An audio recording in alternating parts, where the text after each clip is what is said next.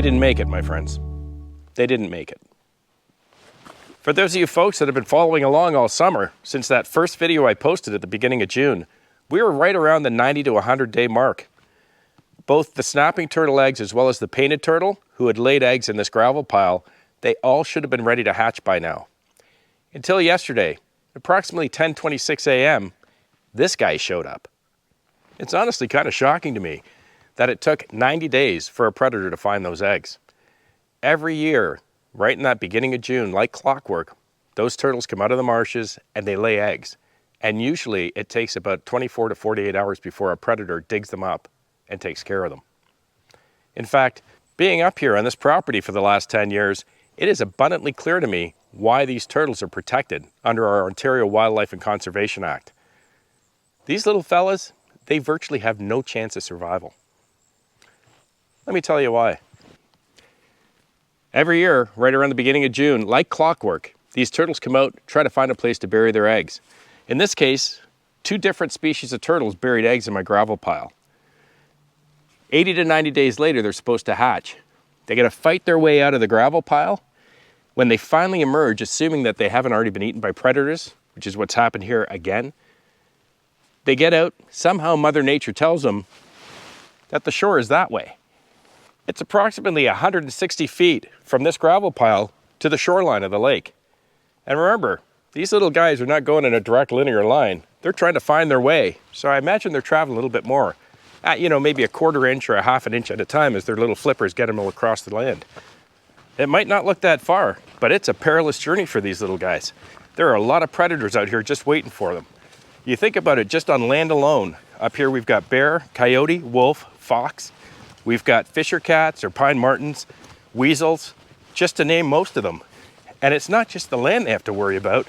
Don't forget the sky. Just here in this stand of trees, there's a big osprey nest. It's been there for years. We've got ravens and crows, and they're all waiting, every one of them. But let's just say these little fellas make it through the grass. They're almost here, just about here at the shore. Well, the journey's not over yet. Almost every single morning with my morning coffee, there's a heron hanging out on the end of my shore right at the front of my dock. He either hangs out over here on this side or he hangs out there trying to get his breakfast. And there's nothing he'd like more than to catch one of these turtles. He's usually here early morning, around 6:30 to 8 o'clock, and he's back most nights in the evenings. But let's say the little guys are lucky enough to get down here in the middle of the day or the middle of the night. Otters. Plenty of otters I see throughout the year on the shoreline. It's a tough journey. And sadly, most of them don't make it. Let's go for a drive.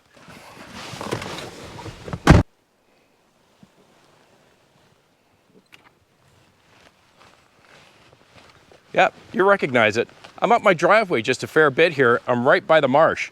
It's a huge marsh. And in fact, for those of you that watch the channel, this is the marsh that Husky Bob dropped his ATV through the ice last winter.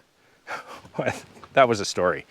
The point of this, though, is that this is primarily where I ever see turtles coming out and trying to bury eggs every June.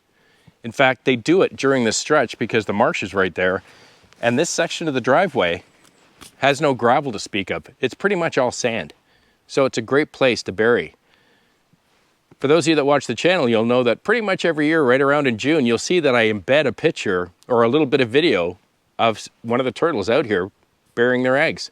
Because pretty much every day during that first week of June, when I come up the driveway, I come across one. What I don't ever show you is the aftermath. Sadly, either when I'm coming back to the cabin later that day or the next day, I'll come across that little buried eggs. It'll be dug up and there'll be pieces of eggs strewn all over the driveway. They virtually never make it. There are far too many predators, both on land and above.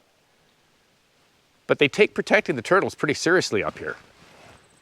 Yep, they take it very seriously. I'm not quite sure how the turtles know that they have to walk over to this sign to get across the road, but then I also don't know how it is they figure out where the water is when they hatch. Another one of life's mysteries. Anywhere in this area where you've got a marsh or a river coming up close to a county road, you'll see signs like that. Not only do you see the signs, but along this stretch particularly, the first week of June every year, there are people with stop signs and fluorescent vests stopping traffic to make sure the turtles get across. True, every year. So now you know why the turtle crossed the road. Well, my friends, I think we were all hoping for a happy ending on this one. Sometimes Mother Nature's just not very kind. My daughters are going to be a little bit heartbroken. I haven't told them yet. But I guess I better tell them before I publish this video. Thanks a lot for sticking around today. I hope you found it entertaining or at least informative to some degree. Have a great week with your families, and please be kind to each other. I'll see you again right here. I'm Gord Potter, and you've been watching GP Outdoors. Cheers.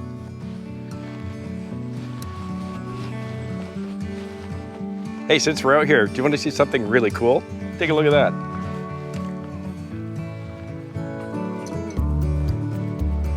Now, if that's not a marvel of engineering, I don't know what is. It's like an entire home development for beavers. It's huge. It's been here for years. I wonder what the rent goes for.